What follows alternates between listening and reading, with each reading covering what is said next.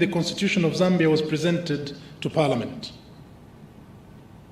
The intention of the amendment was to address the identified lacuna and inconsistencies in the Constitution.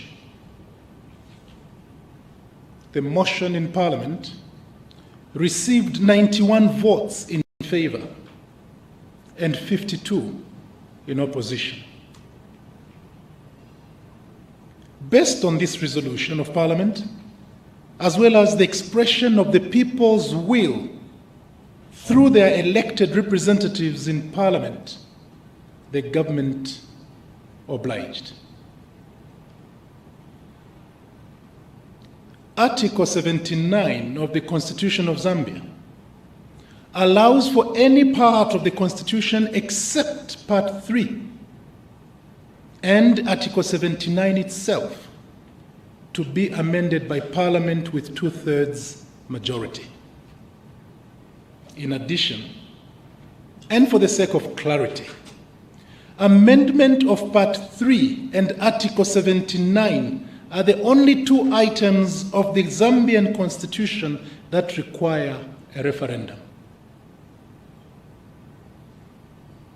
All other parts, all other articles of the Zambian Constitution may be amended without a referendum. They can be amended simply by anyone presenting a gazette notice for 30 days and going straight into Parliament with their proposed amendment. In this regard, Cabinet could have proceeded with presenting an amendment bill directly to Parliament without any ado. According to the Constitution, the government of His Excellency President Dr. Edgar Chagwa Lungu could have proceeded to Parliament and presented an amendment bill to the Constitution without any ado. Nonetheless, and in keeping with the sovereign authority which is vested in the people of Zambia, which may be exercised directly or through elected representatives or institutions, as enshrined in Article 5 of the Republican Constitution, Cabinet decided to enhance consultation. It decided that more people should be involved through further consultations. Distinguished ladies and gentlemen, in so doing, in January 2017, the Ministry of Justice developed terms of reference and embarked on a constitution amendment process which called for submissions on identified lacuna and inconsistencies. The ministry accorded members of the public 1 full year to make submissions. During this period, the Ministry of Justice received an overwhelming number of submissions from numerous stakeholders, which included the Law Association of Zambia, the Judiciary, Bank of Zambia, Office of the Auditor General, all established commissions, the National Assembly of Zambia, faith-based organizations, civil society organizations, and various individuals in their individual capacities. During the whole of 2017 and into 2018, the nation was kept constantly updated through several ministerial statements presented to Parliament by no other than the Minister of Justice. My fellow citizens, in May 2018, Cabinet was ready to proceed with considering the draft Constitution of Zambia Amendment Bill 2018. As a matter of fact, Cabinet had instructed the Minister of Justice to gazette the Constitution of Zambia Amendment Bill in May 2018. However, a few days before that, the Zambia Center for Inter-Party Dialogue requested His Excellency the President to defer the consideration so as to accord political parties more time to conclude their dialogue consultative processes. Again, the government of the Republic of Zambia obliged to the request.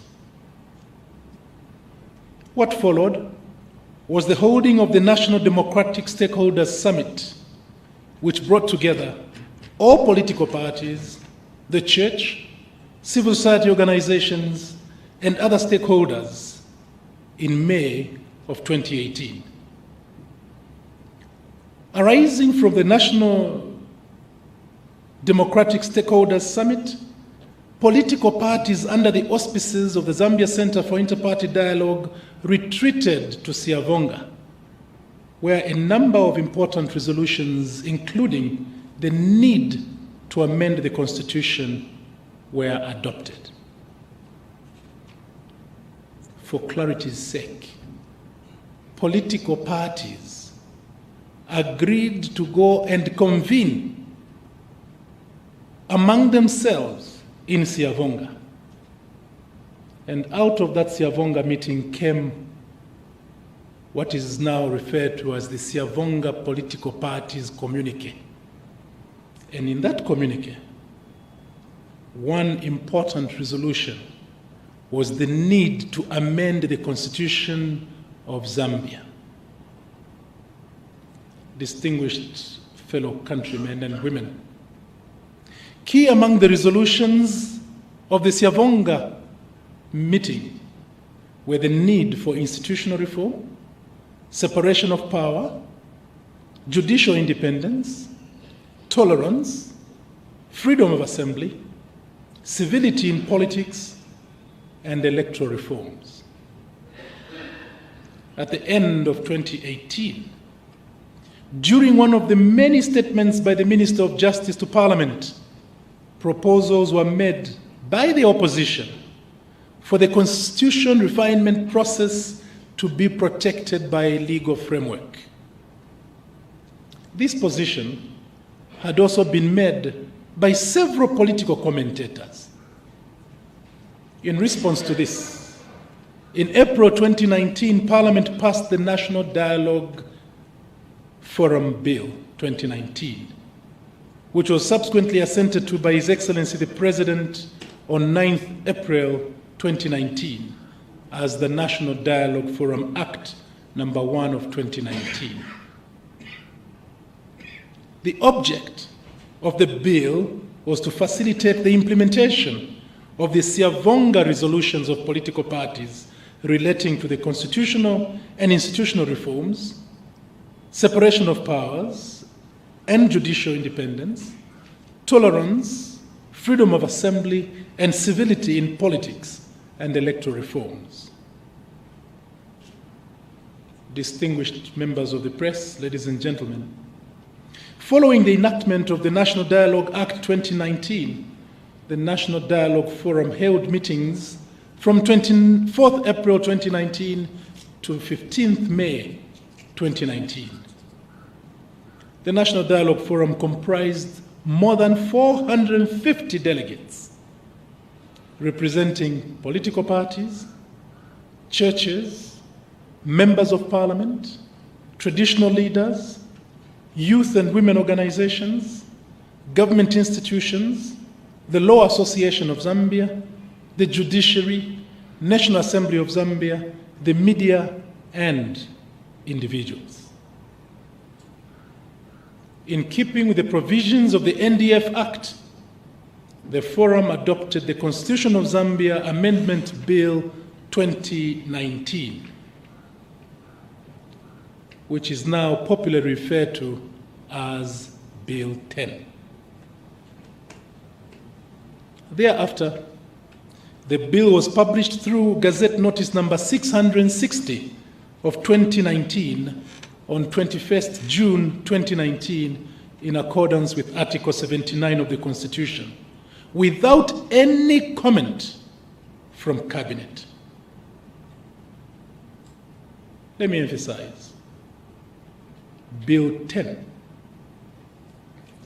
was gazetted through Gazette Notice number 660 without any comment from Cabinet. This was to avoid taking the route of a white paper, where Cabinet imposes its position on the people. Rather, Cabinet chose that it shall be guided by the views of the majority. Cabinet chose that it will not comment on the content of Bill 10, but instead will be guided by the will that would be expressed by the majority of the Zambian people. After more than 30 days of its being gazetted, Bill 10 was presented to Parliament on 2nd August 2019 for first reading by the Minister of Justice. Members of the press, ladies and gentlemen, the Honorable Speaker of the National Assembly then appointed a select committee to scrutinize the bill and to receive further comments from members of the public. The committee held 26 meetings over a period of 7 weeks and received submissions from 87 witnesses. And most of those witnesses represented organizations. Organizations that included political parties, faith-based organizations, civil society organizations, women and youth organizations, members of parliament, and indeed, individuals. It is already a notorious fact that at the end of the sittings, the committee released their report, and their report is now in the public domain. Out of the 79 clauses contained in Bill 10, out of 79 clauses contained in Bill 10, the Select Committee of Parliament generally recommended the adoption of 46 clauses and commented on 33. Dear colleagues, at this point, on behalf of the government of the Republic of Zambia, and especially on behalf of my colleagues in Cabinet, and on behalf of His Excellency the President, I would like to thank most sincerely the following. All those who made submissions to the Ministry of Justice, the Zambia Center for Inter-Party Dialogue, for organizing the NDSS, and for bringing all political parties to their Siavonga retreat. All political parties for their active participation at the Siavonga retreat. All members of parliament for their active participation while debating the NDF Act and also their participation at the National Dialogue Forum. All individuals that actively participated at the NDF. All those who made submissions to the Committee of Parliament, the church, and other faith-based organizations, traditional leaders, and labor and student movements. All of these deserve commendation of government. Dear members of the press, the above counted beyond thousands. Those who supported the process counted beyond thousands. In the meantime, allow me also to thank the following for providing a platform for raising objections. It is only in order for me, on behalf of Cabinet, to also commend them for providing a platform for raising objections to the process. The first on my list is the President of the Law Association of Zambia. The second is GEARS Initiative.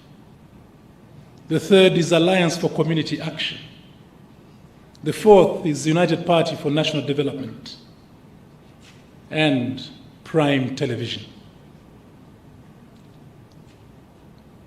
The observations and objections that were carried through these institutions were initially to do with process.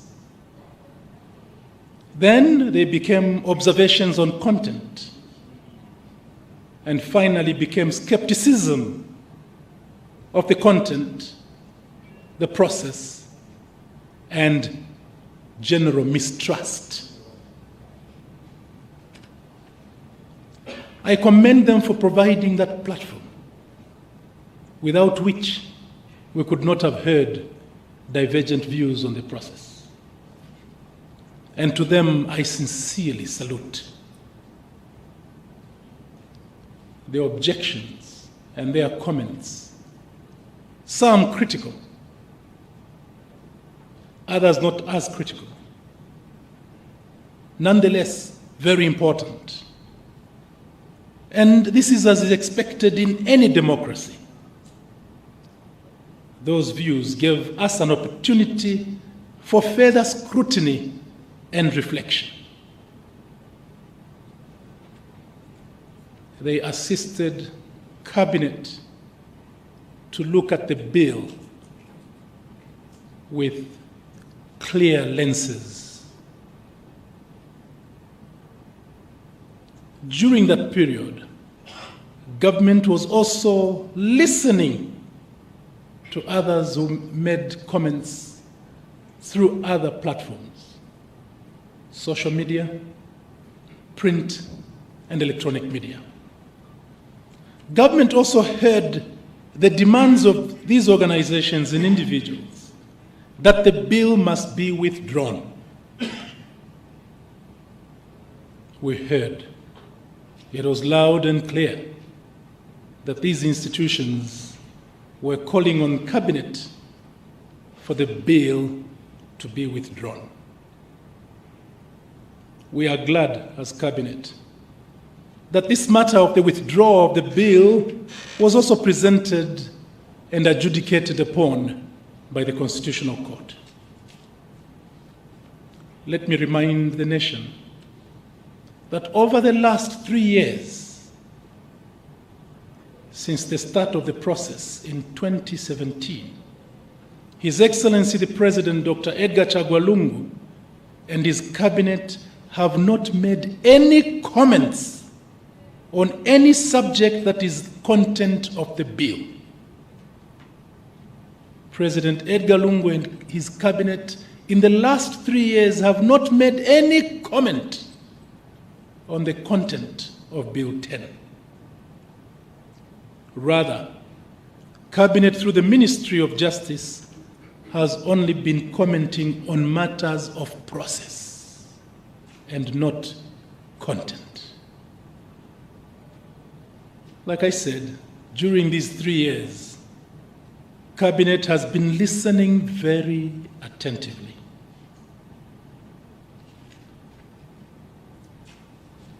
Some will recall that one of the organizations I spoke about placed on social media encouragement for people to lambast the Minister of Justice,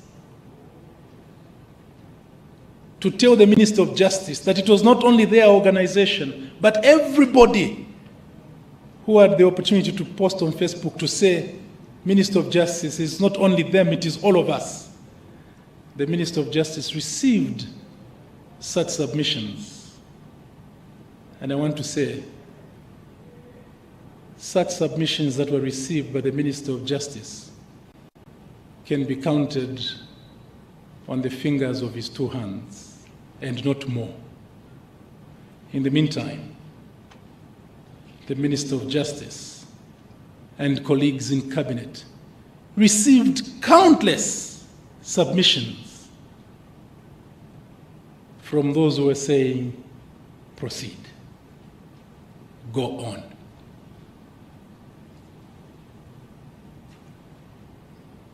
I have no doubt that after these 3 years of silence from government, that the nation now deserves to be informed about Cabinet's position on the clauses in the bill, especially in the wake of other comments that were being made by some members of the public, such as, 1, that Bill 10 aims at extending the tenure of office of His Excellency the President and his government. A second misguided comment was that the bill aims at disqualifying those who have never been elected as councillors or members of parliament from contesting elections as president. The third was that Bill 10 aims at giving power to Cabinet to print money. The fourth was that the bill aims at removing the provisions disqualifying the President on account of mental or physical disability. The fifth was an allegation that the bill aims at disbanding institutions that are aimed at fighting corruption. Dear members of the press, my fellow citizens, contrary to these unfounded allegations, the bill seeks, as His Excellency the President, in his address to the nation on 6th March 2020, on the progress made on the application of national values and principles attested, aims to enhance security of tenure of chiefs, extend periods of the presidential petition from 14 days to 30 days, to fortify national identity of the Republic, to provide representation of women, youth, and differently abled in their parliament, to give clarity to the hierarchy between the Supreme Court and the Concord, to enhance separation of powers, to harmonize the mandate of the Bank of Zambia in accordance with regional and global standards, and to address all legal lacuna and inconsistencies. That is what Bill 10 aims at achieving, and not those unfounded allegations. Distinguished members of the press, fellow citizens, for the avoidance of doubt,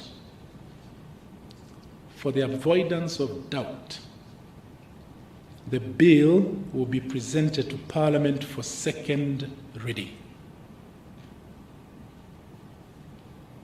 There is no going back.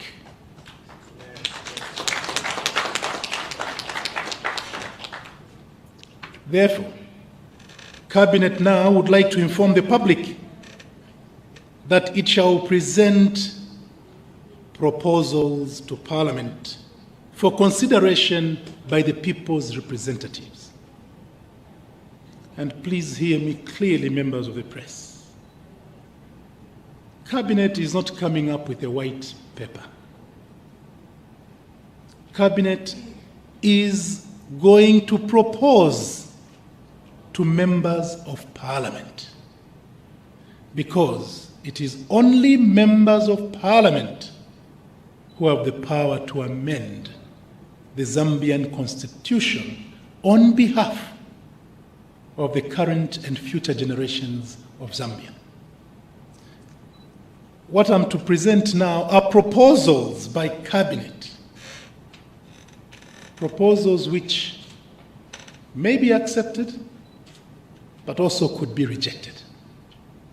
But as we make these proposals, all my colleagues in cabinet shall lobby parliamentarians to see things the way cabinet has seen them. We shall only lobby. Here goes. The proposals that cabinet will present to parliamentarians are as follows. Number 1, amendment of Article 4. The people, through their parliamentary committee and also through the NDF, recommended that the word multi-religious in Article 4 should be replaced with the word Christian.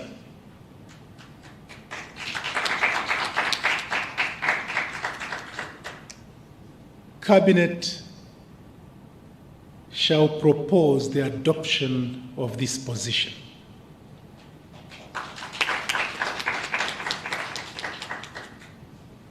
Number 2, amendment of Article 47 to do with the electoral system.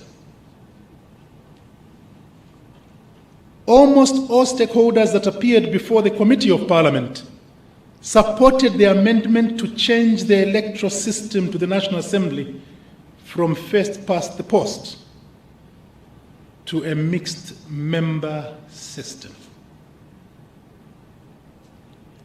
My fellow citizens, your cabinet proposes to provide representation of women, representation of youths, and representation of differently abled who normally are disadvantaged in campaigns, so that they too have representation in their parliament.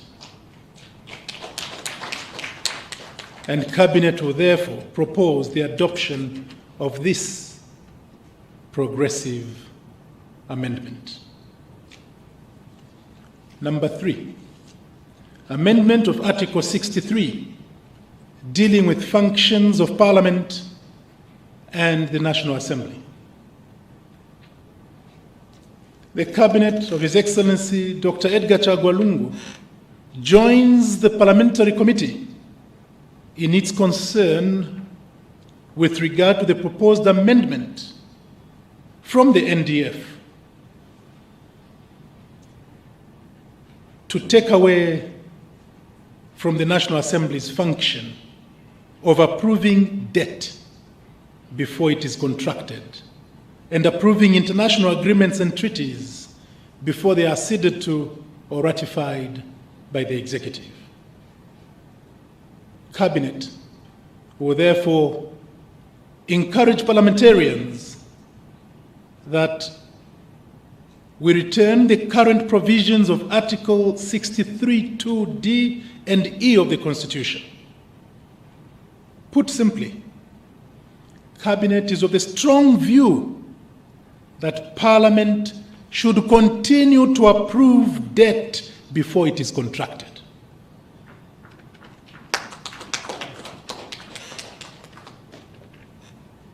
Number 4, repeal and replacement of Article 68, election and composition of the National Assembly.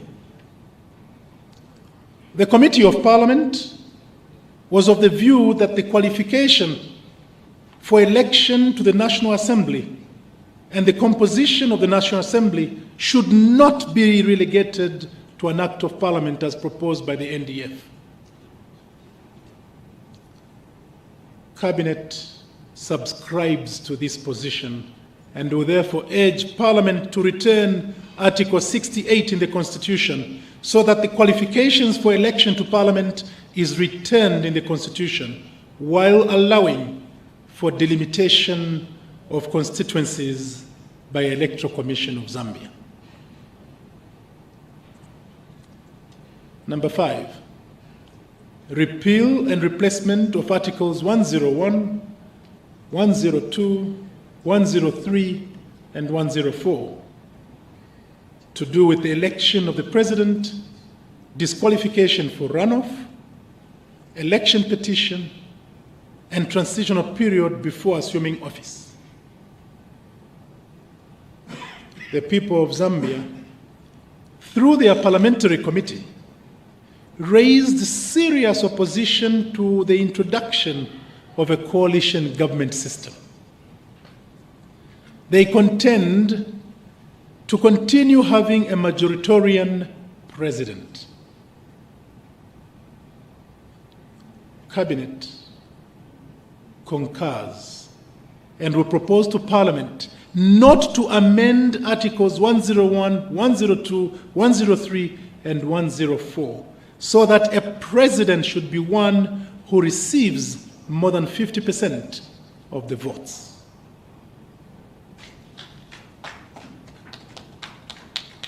Number 6, amendment of Article 114, functions of Cabinet.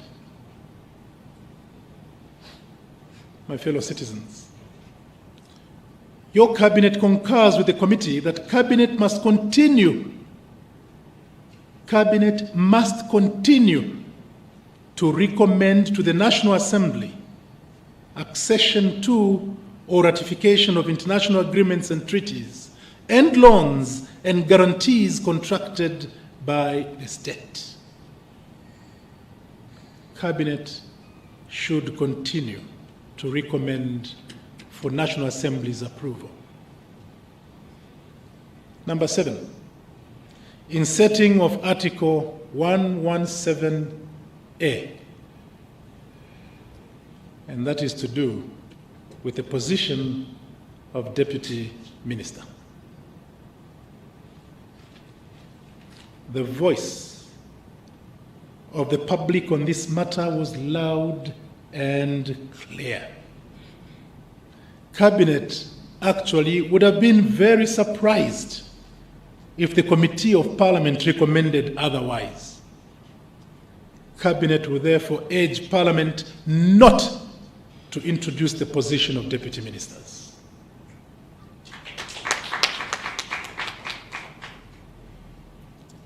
Number 8, repeal and replacement of Article 165, the institution of chieftaincy and traditional institutions. Most stakeholders who appeared before the committee, including the traditional leaders themselves, supported the proposal for Parliament to enact legislation for the recognition and withdrawal of the recognition of chiefs. Further, traditional leaders have indicated to Cabinet that they are currently conducting further consultations on this matter. As such, Cabinet awaits the outcome of this consultation. I'll only appeal to their Royal Highnesses to conduct these consultations speedily. Speedily because second reading of the bill is coming. Should I say, is soon coming. Number 9, amendment of Article 184, permanent secretaries.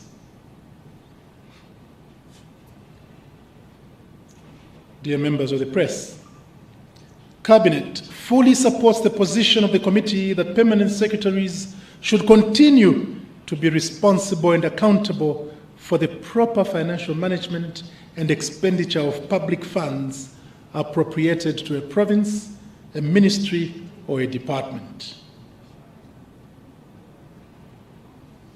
Number 10, amendment of Article 186, participation in politics.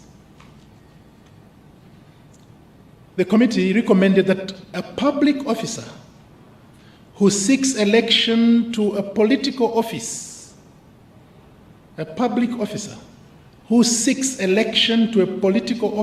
should resign at least 6 months prior to the election, as opposed to the 2 years recommended by the NDF.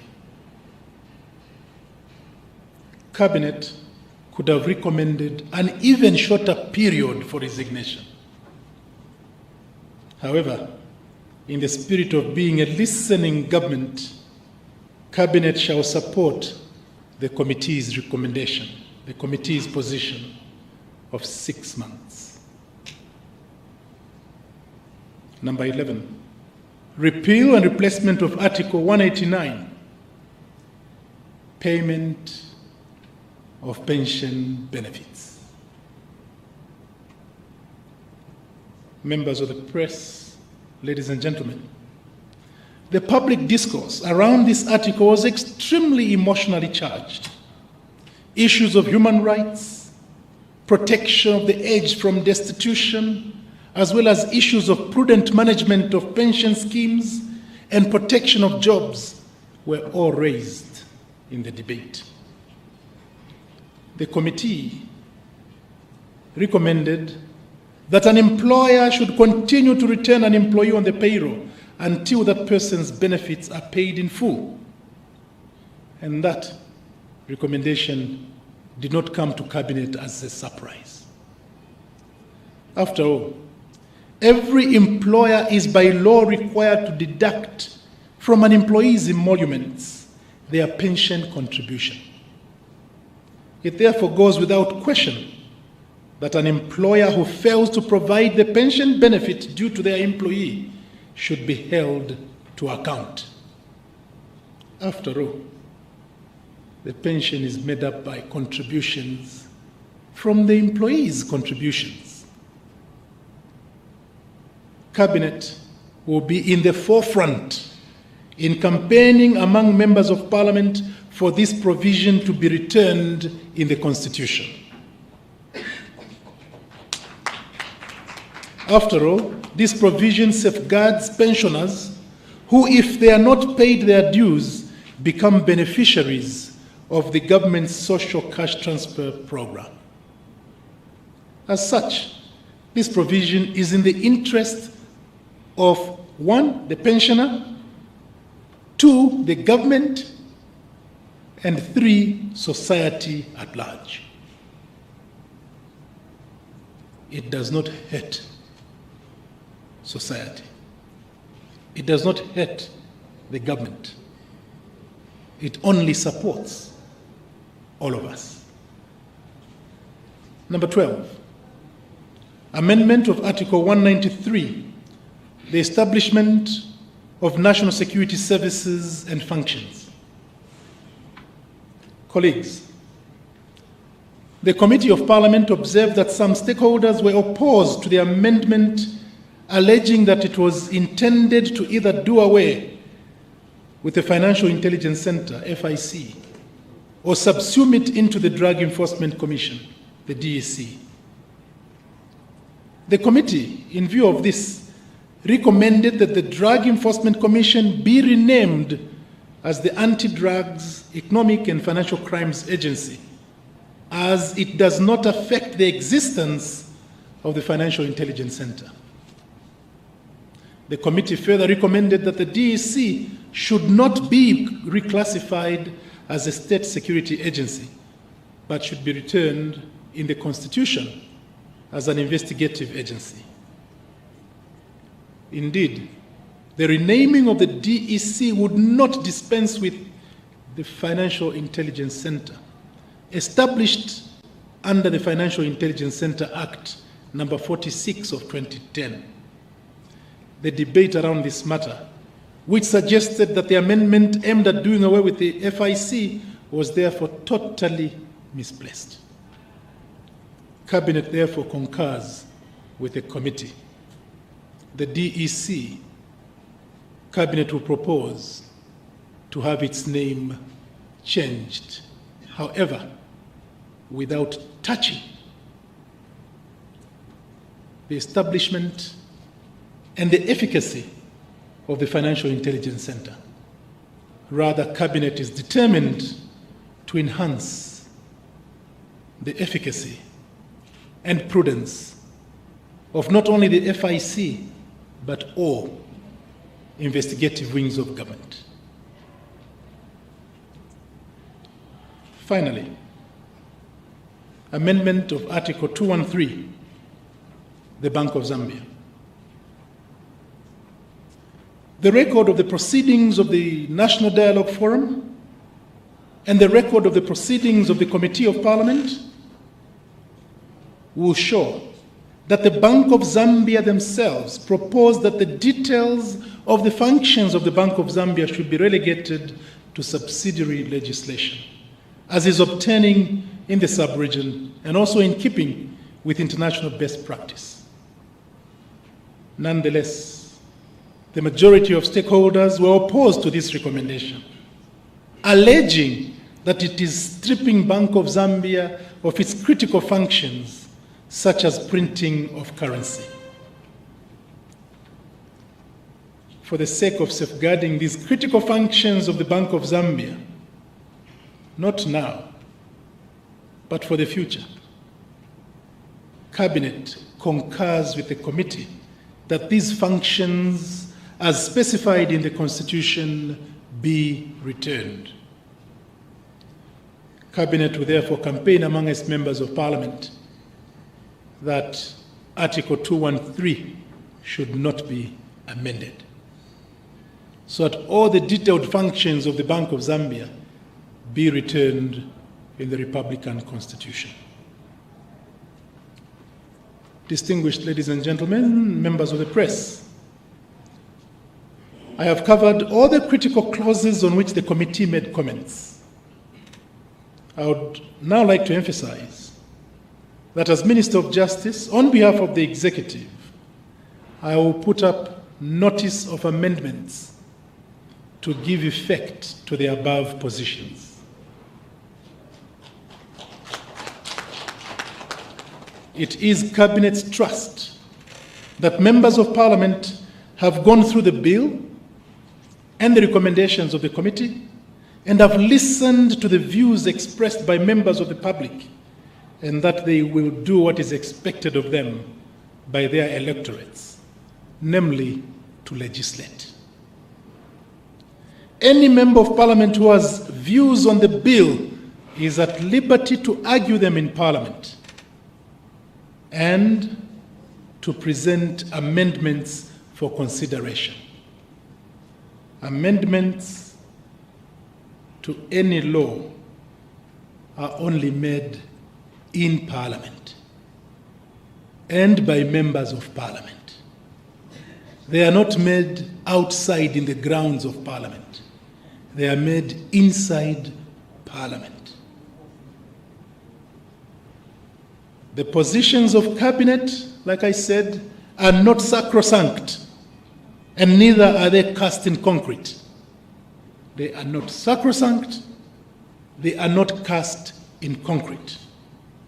They are open to further scrutiny and to further debate by the people's representatives in Parliament.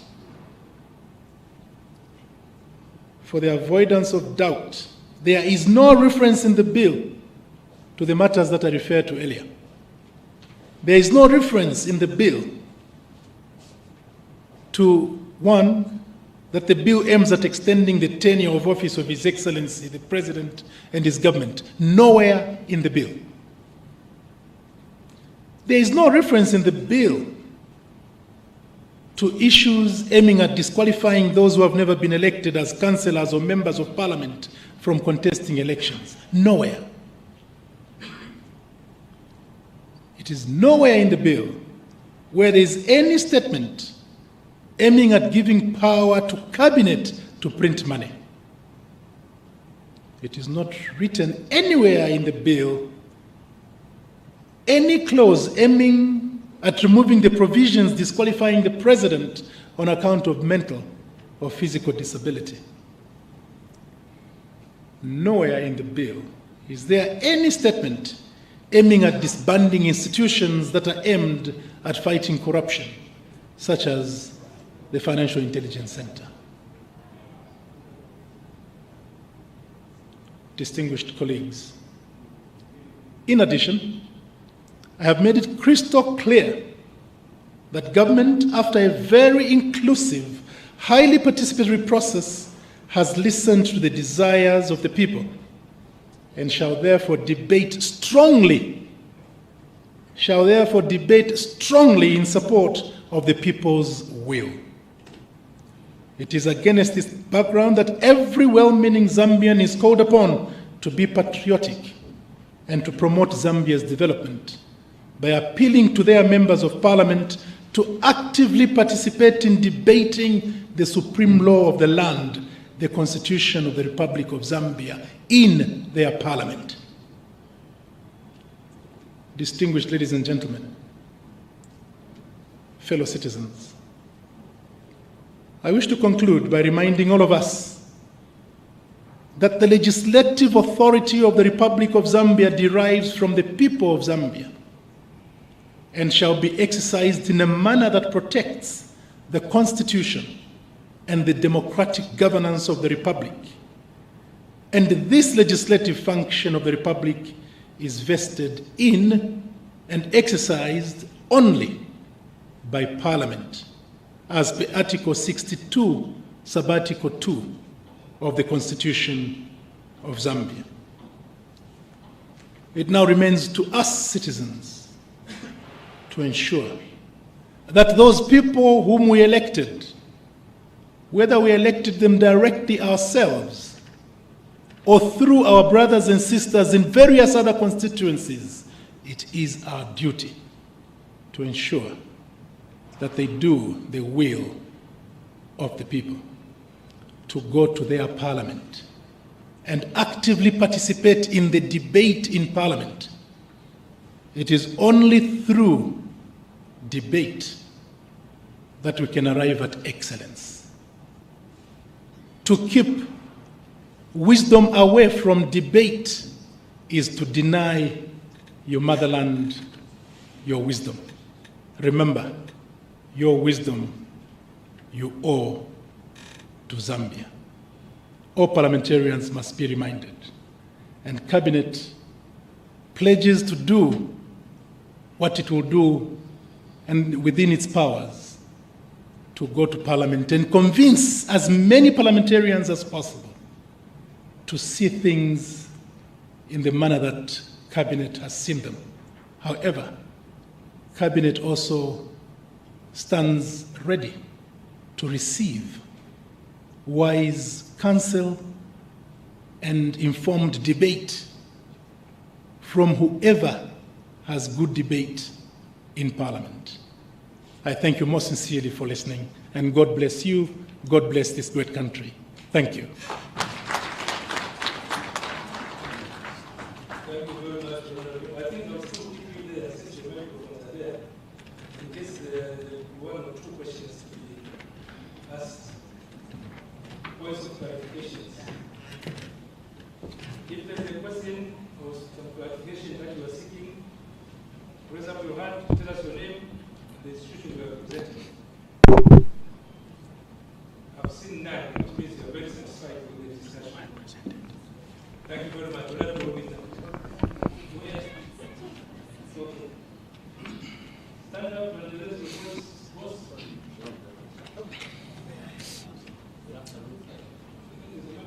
Yes.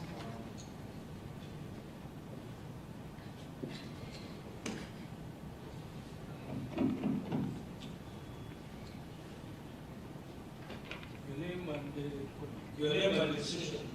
Can you ask one question? Yes, just one question. Good afternoon, honorables. Say the report of that, the journalist in the public. My name is Suwa Sekamba, and I'm coming from the Civil Policy. I would like to find out. You have mentioned that the Parliamentary Select Committee looked at 41 articles. So, and you also earlier mentioned that there were 79 articles which were recommended for amendment according to Bill 10. So we have gone through some of the articles that the Parliamentary Select Committee mentioned. So I would like to find out the other, about the 3 articles which were not talked about in the Select Committee. Does that mean that government's position is that they will go as they are in accordance with Bill 10? Those articles which were not recommended or talked about by the Select Committee in Parliament. Thank you very much.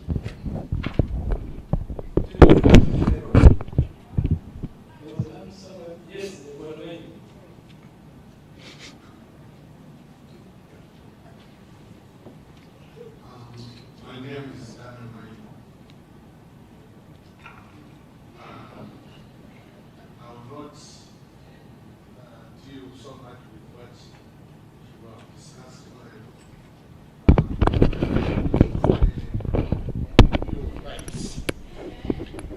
We seem to have two constitutions, almost like the British now.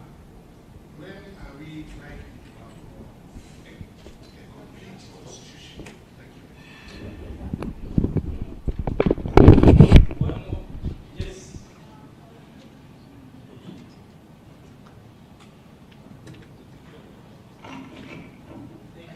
My name is Gerard Mungwa, representing Yes Zambia.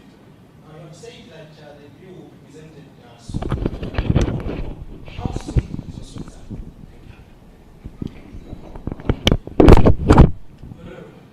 Thank you. I'll start with the last question. How soon is soon? Soon. My friend from Gears. How soon is soon? Soon.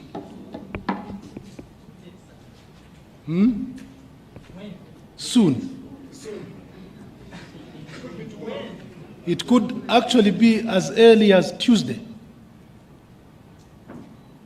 So there's no time frame. I have said I will go to Parliament soon. And soon is as soon as Tuesday. Then the next sitting of Parliament is Tuesday. It is as soon as that. All right? And what I will suggest to you, my dear colleagues, especially members of the press, and those of you who are very keen on the constitution process, every morning, Parliament publishes the order paper. Keep listening in. The Bill of Rights. When are we going to see the Bill of Rights being incorporated in the Constitution? The fact of the matter is that the Amendment Bill of 2016 has Part 1, 2, and then it goes to 4. What that means is that the Part 3 in the 1996 Constitution is the one that you should put in the space that's remaining in the current Constitution. Then you'll have one complete document. It does not mean that we have two constitutions, no. Part 3 of the 1996 Constitution was not touched. And the reason it was not touched, as all of you remember, is because, unfortunately, we did not reach the threshold that is required to amend Part 3. You may recall that in 2016, whereas these people here and the party to which they belong were campaigning vigorously. Can you stop that discussion in the meantime until we finish? Whereas they were campaigning vigorously for the referendum to amend Part 3, there were also others who were campaigning vigorously that we should not amend Part 3. That's the reason why we are where we are now. So when you ask me, when shall we see Part 3 being amended? Recall that it's a very expensive exercise. I'm sure you heard the Minister of National Development Planning talking about the census this year. And then you have elections in 2021. I'm not sure if anybody would imagine that we could have the luxury of money to conduct an additional exercise such as the referendum. And I want to just appeal to us citizens. There comes a time when national good should supersede political myopic considerations. I have said time and again, I shed tears when I see circumstantial children in prison, when I see expectant and lactating mothers in prison, when in 2016 we had an opportunity to amend our constitution to avoid such incidences from occurring. I'm sure that when we have the opportunity next, all Zambians will rise to the occasion. You only commented on some, not all. If you recall what I said I was going to pick out the most critical ones. What that means, my dear friend, is that the others on which committee commented, I told you there were 46 on which they said, this we recommend, we have no problem. And we didn't hear any adverse comments. Cabinet goes along with that, including those that I've not mentioned. Cabinet will go along with the committee.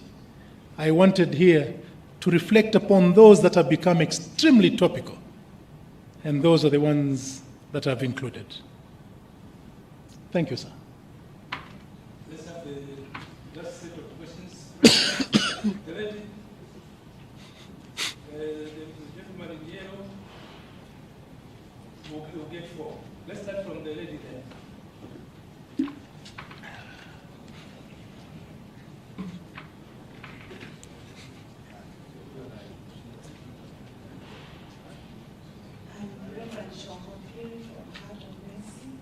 We did make submissions to the Parliamentary Select Committee, and upon the Parliamentary Committee going through, we noticed that one of the items that we did submit was left out. Can we still go ahead through our Member of Parliament to seek him to raise a motion as the debate?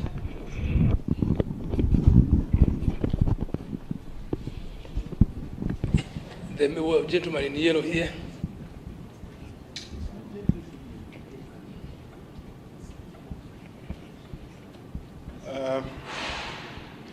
Minister, thank you very much for a well-elaborate presentation. And I would like to hastily mention that I have seen from your presentation that you have almost taken on board all the issues that most of those who are opposed to Bill 10 have been championing. In other words, you seem to have moved to agree with those that have been, opposed to Bill 10. And this came out even in the committee's report. The committee's report reflected most of the issues that people were talking about. And I'm glad that the executive or cabinet has adopted most of those issues that were presented or agreed by the select committee. However, there is an issue that has been prying in public that, yes, the select committee can adopt these issues, and I'm sure even now, as you, cabinet, has presented this position, they will be saying it is not cast in stone, like you mentioned as you are talking, that these things will change. The question that I have for you is, are you really promising the Zambian people that what you have brought out here, these things that you have agreed to, because these are the things that the people of Zambia have agreed to, are you assuring us, Honorable Minister, before other ministers, and mind you, I am a president of a political party, are you going to give us these issues? Are you not going to bring in something else other than what you have given us today? I would like to have that assurance that this is what we'll be obtaining. And if you go astray or you bring in something else, what recourse is there for the Zambian people in case, Honorable Minister, you don't go or you depart from what you have given us? What should the Zambian people do? Or the parliamentarians, what can they do? Thank you.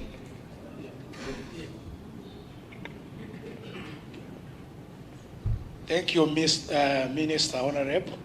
My name is Hector Sondo, United for Better Zambia leader, UBZ party. I just want a clarification through you, Honorable.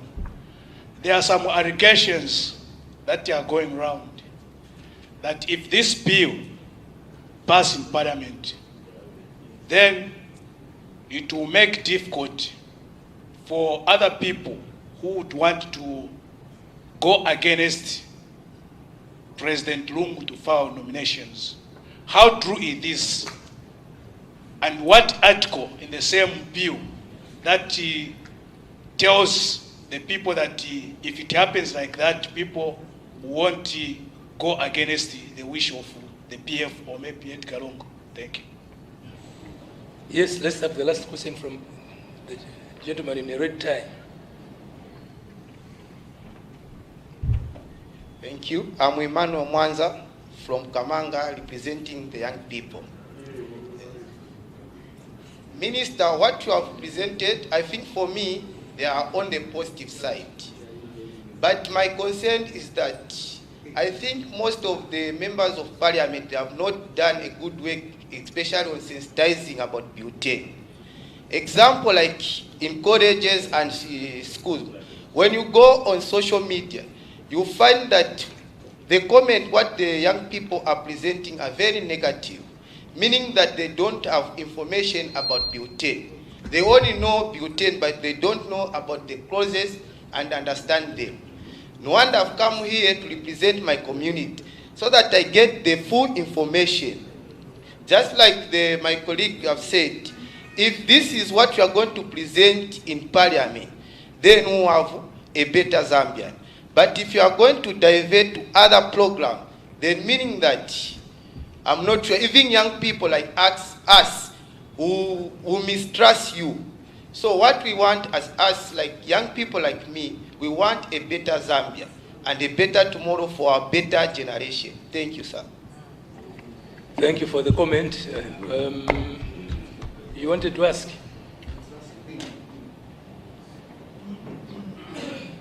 Okay, very quickly.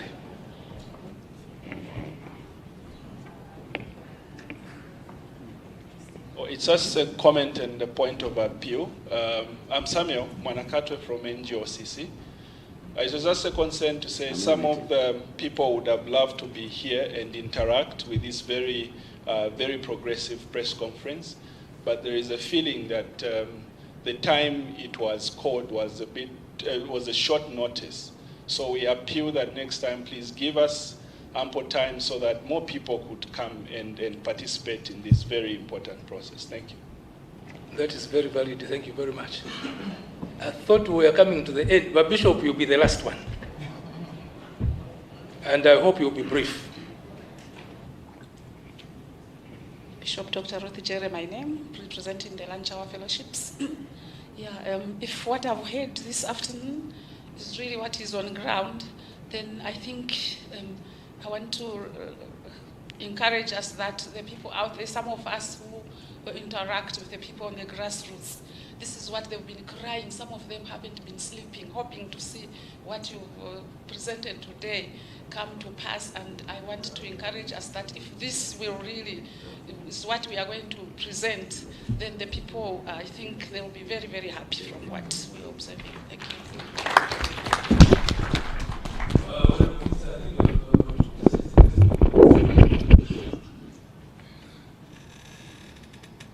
Thank you.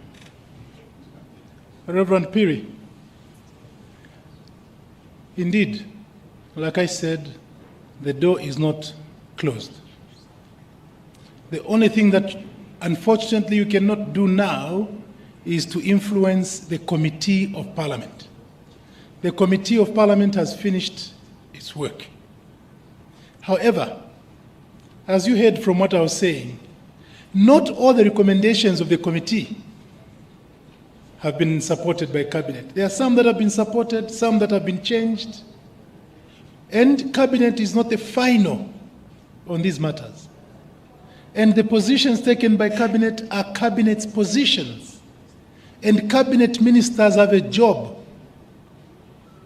Those who are called ministers now have a job to convince members of Parliament, because the duty to legislate is for members of Parliament. In the event that there was something that was very burning which committee missed out, the door for you is not closed. Go to your member of parliament and convince your member of parliament. Your member of parliament now does not even have to move a motion. All they have to do is to go to parliament after we've moved the bill for second reading. In their debate, they will say, this matter our people raised, but it was not included. Beyond that, every member of parliament has the right to propose an amendment. The first thing is to convince the others, to lobby the others. The second is to move an amendment and say, I'm amending the Constitution by including these words. So the door is not shut for all of you citizens. If there are matters on which Cabinet has made a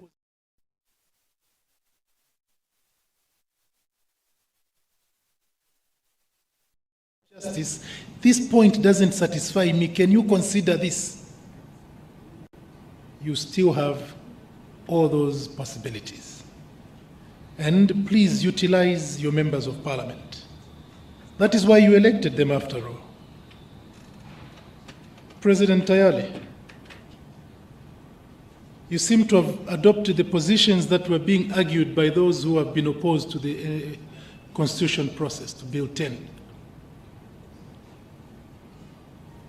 We remained silent for 3 years. 3 long years. People have been saying this and that and so on and so forth, but we've remained quiet. We've been accused of everything in this process, but we remained quiet. The reason we remained quiet was because we didn't want to confuse what people were saying with what we were saying. We wanted to use our ears much more than our mouths. We listened. Some of the things were adopted, yes, were supported by those who are against the process. So be it. For us, we are accepting these positions because we believe they are for the good of the country. We are not governing for ourselves. We are not in these positions for ourselves. We in the PF take these positions that we hold as simply a passing phase. When God desires, we will also be on the other side. But the country will remain the same. What we do now shall follow us. That is the principle that these people take. We cannot legislate with ourselves in mind. It therefore should not surprise anybody that some of the positions we have taken are positions that were being raised by others who are against the process. For us, it is not them against us. This is the reason why Cabinet instructed me to thank even those who are raising opposition, to thank them. Thank you. By raising those concerns, you sharpened our understanding of issues. And there were some of the arguments which they made which made a lot of sense to us. Even if they were using them to insult, we were forgetting the insults and picking out the value. That's the approach we took. What assurance are you giving us? I did say the Minister of Justice. There I was very clear. I didn't want to say Cabinet, I said the Minister of Justice will present a notice of amendments.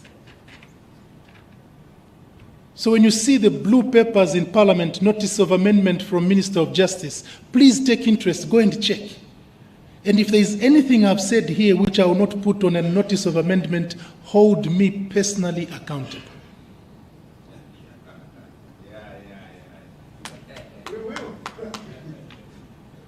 Hold me personally accountable, because that is the duty which Cabinet has bestowed upon me. And that is what I will do. Now, won't you change things against the wish of the people? I have belabored the fact that we are going to lobby. We shall lobby. We need 2/3 majority. So what we will do as Cabinet is to first of all talk to PF MPs and encourage PF MPs to follow what Cabinet has said. But the voting is not only on these 40 people. The voting is all members of parliament. So those of you who like what you have heard, join us to campaign to your various members of parliament to say, we shall come to parliament on this day. Come to parliament and say, on this day when the Minister of Justice moves this amendment, we want you to vote in favor. That way, all this which you like will be assured. If you leave it only to the 40 cabinet ministers, there are only 40 votes. But we need 111 votes. So please join us, President Tayali and President Sondo, join us. As presidents, you also have a say over all those members of parliament. They may not belong to your political party, but they recognize your parties. So speak to them. The allegations that if Bill 10 goes through, then people won't go against the wish of the president and the wish of the PF. The bill is there, President Sondo. The bill is there. It's on the website of Parliament. It's on the website of Ministry of Justice. It's on the website of Ministry of Home Affairs. Go and look. You will not find any one sentence that talks about anything like that. Not one. Again, this is the misinformation that my friend, the young man, was talking about. You're right that probably people are not sensitized. But like I said, we as cabinet were restrained from making comments. We didn't want to be in the forefront of saying, this is what we want, this is what we want, because then people would have said, but why are they asking us if they already know what they want? We didn't know what the Zambians wanted. We wanted to hear what the Zambians wanted. This is the reason why these people here in cabinet did not go out having meetings to say, Bill 10, we want to write it this way. No, because we didn't know. Unfortunately, there are also others who gave themselves the wisdom that they knew what Zambians wanted. And they're the ones who are going, they want this and they want that, before they even asked us. When I was a little boy, they were telling me, if you say something which you think your friend wants and he doesn't want it, I could have used that term, but nakota, you see, I can't use such terms. So my friend, you who has come here, today if you go on your Facebook, my friends at the corner there have my statement. Take that statement, post it on your Facebook page, and show your friends, where have they said these things? There is nothing.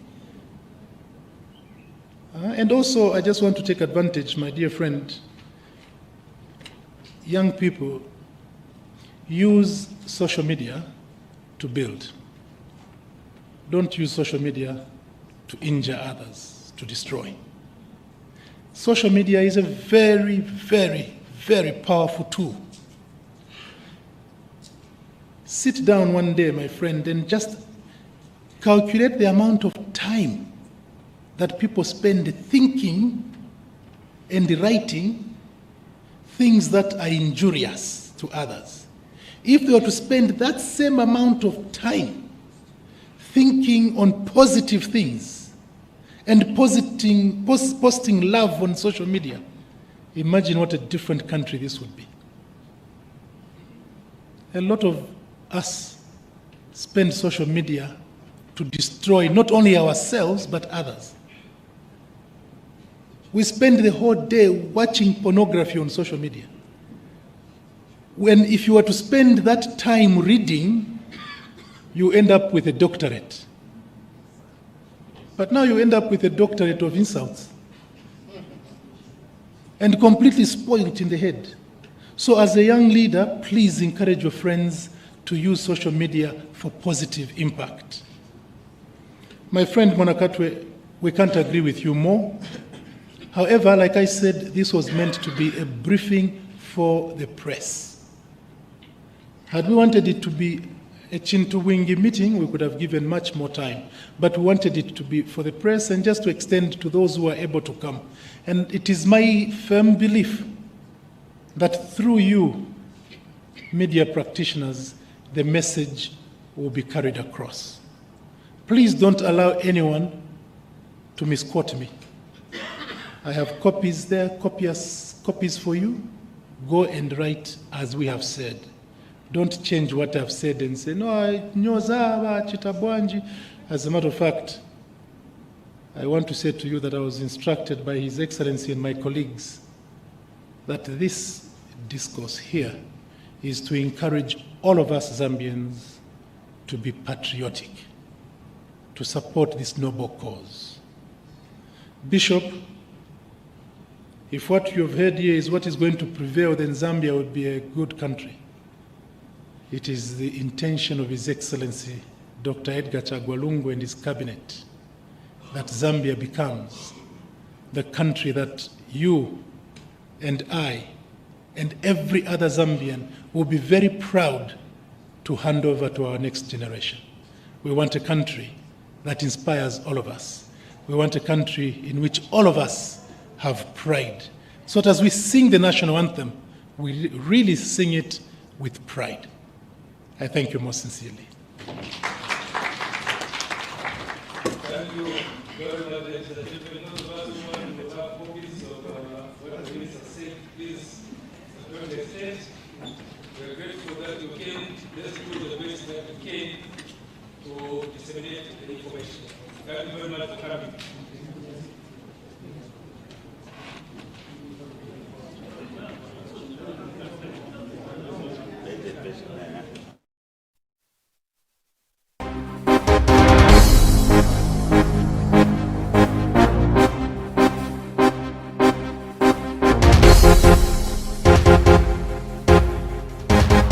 News on the go with Diamond TV, powered by MTN. This one goes out to all our dreamers. You are killing it. The fearless, the ambitious, the lovable, the fierce, the hilarious, the fighters, the inspirational, the strong, the believers. Celebrate all our powerful women this International Women's Month with GoTV. We are for every woman. Yes! GoTV. Live it. Love it.